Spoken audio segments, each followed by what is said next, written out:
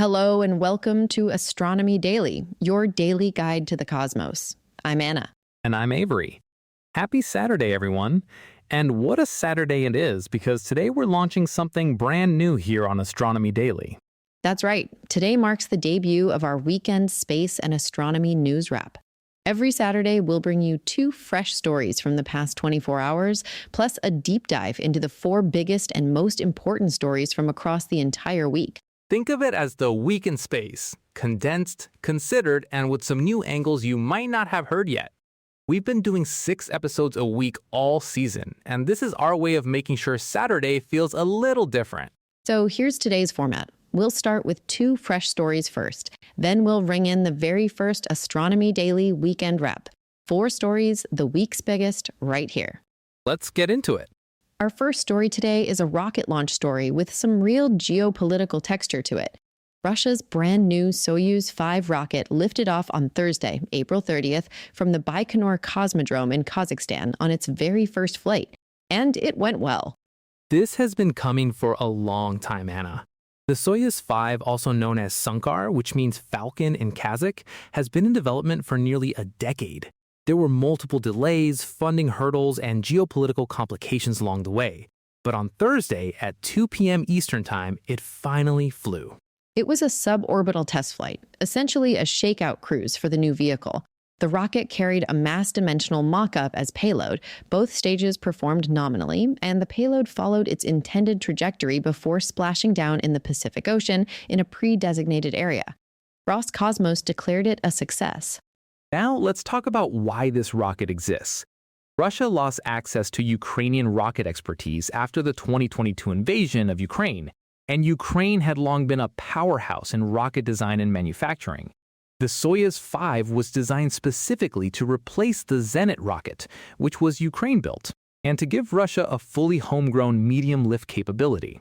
In terms of specs, it's a 2-stage vehicle powered by the RD-171MV engine, which Roscosmos describes as the world's most powerful liquid-fueled engine. It can lift up to 17 metric tons to low Earth orbit, which puts it in the same general class as SpaceX's Falcon 9.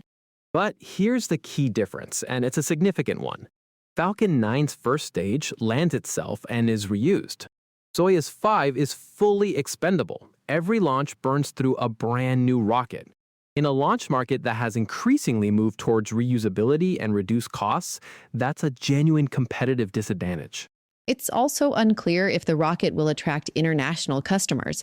Russia has lost most of its commercial launch partnerships since 2022, and the Soyuz 5 doesn't appear to represent a big enough leap to reverse that trend.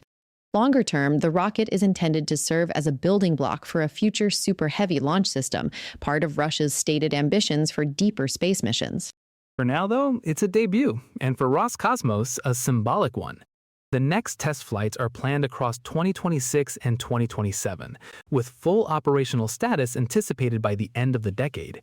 A long road ahead, but at least Thursday's first step was a successful one. Russia's Soyuz 5, finally off the pad and on to the next test. Now for something a little closer to home, or more precisely, something in our sky right now. Last night, May 1st, the full flower moon reached peak illumination. And May 2026 is a genuinely special month for moon watchers. Tell us more, Anna. So May this year has 2 full moons. The flower moon peaked on May 1st, and a second full moon, a blue moon, will arrive on May 31st. 2 full moons in a single calendar month is already a relatively rare occurrence, happening roughly every 2 to 3 years. But there's an extra twist This year, both of them are micromoons. Exactly. A micromoon is the opposite of a supermoon. It occurs when a full moon happens near the point in the moon's elliptical orbit where it's farthest from Earth, what astronomers call apogee. At that distance, the moon appears around 14% smaller and about 30% dimmer than it does at its closest approach. Not a huge difference to the naked eye, but it's a genuine physical distinction. Though why are both May full moons micromoons? It comes down to orbital timing. The moon's apogee cycles around relative to our calendar, and this month they happen to align twice, giving us a double micromoon May.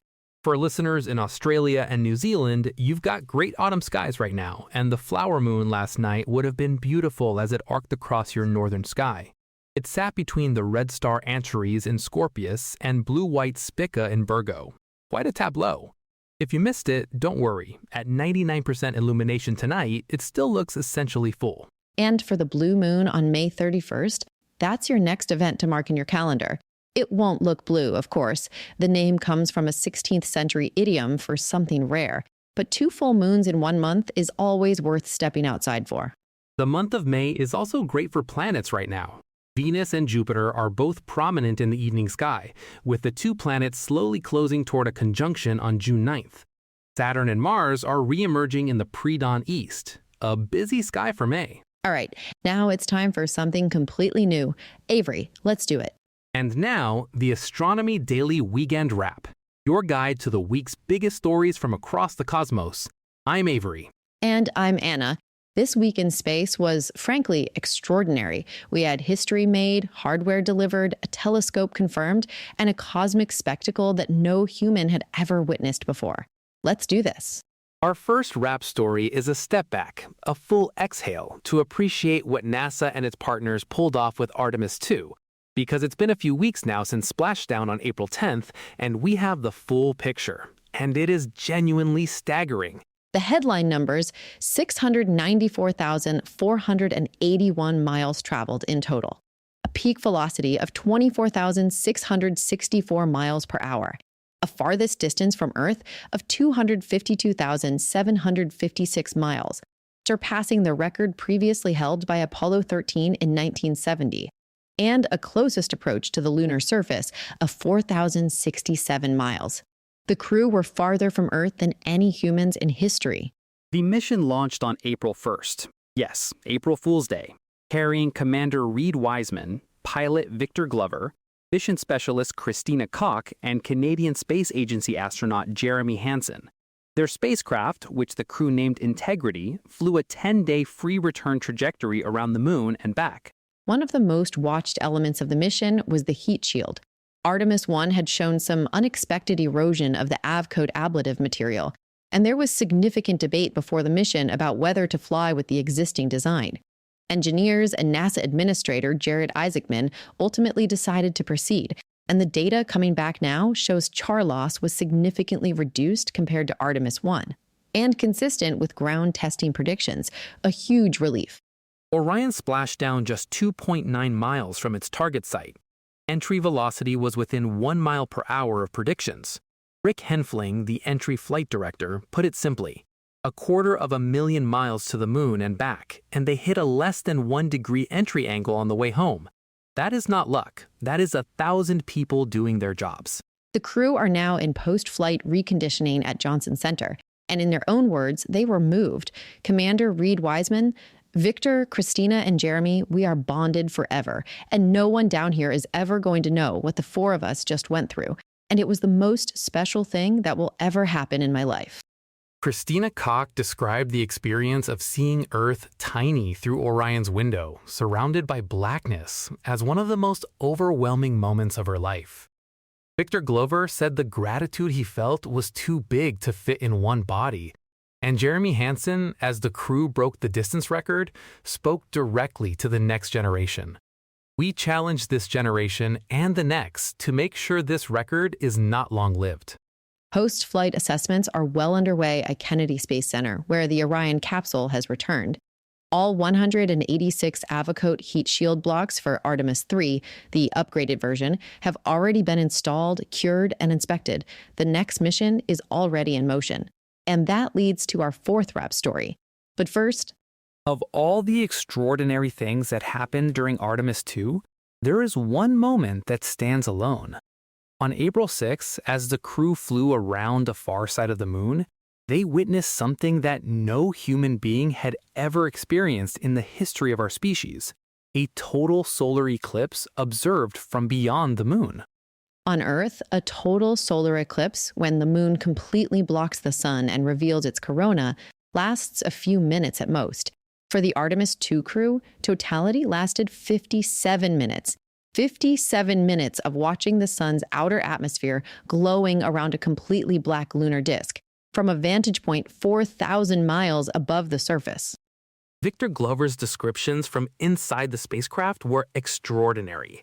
He called the moon a black orb against the gray that drifted into blackness.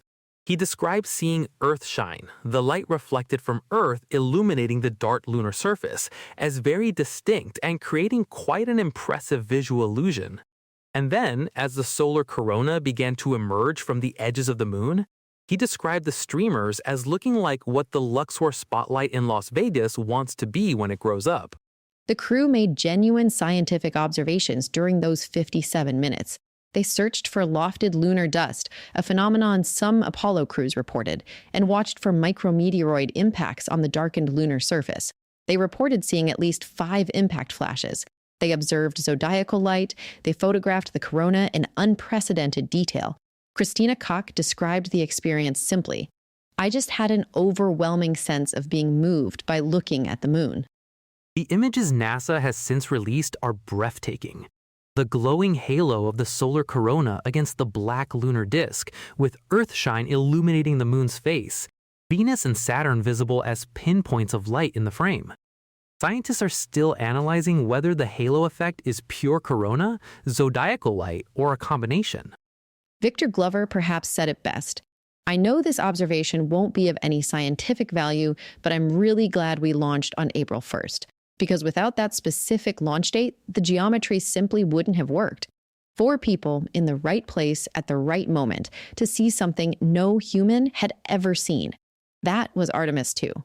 Our third rep story is about the next great space telescope, and it comes with a headline that NASA doesn't get to write very often: ahead of schedule and under budget. The Nancy Grace Roman Space Telescope, Roman for short, has a confirmed September 2026 launch target. NASA Administrator Jared Isaacman announced this at a press conference at Goddard Space Flight Center on April 21st, standing in front of the completed telescope, 8 months ahead of NASA's committed deadline, under budget and fully assembled. Let's talk about what this telescope will actually do, because the numbers are mind-bending. Roman's primary mirror is the same 2.4-meter diameter as Hubble's, but its field of view is 100 times larger. What Hubble would take 2,000 years to survey, Roman can do in a year. Isaacman put it this way: Roman will give the Earth a new atlas of the universe. There is not a screen in existence large enough to display a single Roman image at full resolution. In its 5-year primary mission, Roman is expected to discover over 100,000 distant worlds, hundreds of millions of stars, and billions of galaxies. It will conduct 3 core surveys focused on dark energy, dark matter, and wide-field cosmology. It also carries a coronagraph instrument that can directly image exoplanets by blocking out the glare of their host stars, a technology demonstrator that could change how we search for worlds like our own. The telescope is now undergoing final tests at Goddard. It will ship to Kennedy Space Center in mid-June for launch preparations, before riding a SpaceX Falcon Heavy to its final destination, the Sun-Earth L2 Lagrange point, about 1 million miles from Earth, same address as James Webb. The Roman telescope is named for Dr. Nancy Grace Roman, NASA's first chief of astronomy and one of the key architects of the Hubble telescope. Known as the Mother of Hubble, she spent her career making the case for space-based astronomy. September 2026, her namesake telescope joins the fleet. We cannot wait. And our final wrap story brings us back to the moon, because even as Artemis II was being celebrated, Kennedy Space Center was already turning the page. On April 27th and 28th, while the Artemis II Orion capsule was being unloaded on one side of Kennedy Space Center for post-flight analysis, the Artemis II ISLS core stage was arriving on the other side via the Pegasus barge from New Orleans. 2 missions, 1 spaceport, 1 extraordinary week. The core stage is the backbone of the SLS rocket, 212 feet tall, containing the liquid hydrogen and liquid oxygen tanks that hold more than 733,000 gallons of propellant. It will be joined with its engine section and solid rocket boosters in the vehicle assembly building over the coming months, ahead of the 2027 launch. Now, Artemis III has a revised mission profile compared to what was originally planned. Under changes announced by Administrator Isaacman in February, Artemis III is no longer a lunar landing mission. Instead, it's been redesigned as a crewed Earth orbit test, docking the Orion spacecraft with one or both of the commercial Human Landing System vehicles, SpaceX's Starship HLS and Blue Origin's Blue Moon lander. Think of it as Apollo 9 for the Artemis era, a critical step in validating the docking procedures and systems that will be needed before astronauts can actually descend to the lunar surface. The first crewed landing is now Artemis IV, targeted for 2028. The Artemis III Orion crew module is already at Kennedy undergoing functional tests. All 186 upgraded Avcot heat shield locks, the improved version informed by Artemis II data, are installed and inspected. The 4 RS-25 engines for the core stage are due to arrive from Stennis Space Center by July. The crew for Artemis III hasn't been announced yet, but they're out there somewhere, knowing that their moment is approaching. From Artemis II splashing down to Artemis III hardware through the door, this was a week that showed NASA is not pausing for breath. Onwards to the moon. And that is our first ever Astronomy Daily weekend wrap. 6 stories, 1 extraordinary week. Russia launched a new rocket, May's moon is doing something rare, Artemis II left us speechless, the Roman telescope is almost ready to fly, and Artemis III is already assembling in the VAB. This is why we do this show. Thanks so much for spending some of your weekend with us. If you enjoyed today's format, let us know. Find us at astronomydaily.io or on social media at AstroDailyPod. Your feedback genuinely shapes the show. Until next time, keep looking up. Clear skies, everyone. This is Astronomy Daily.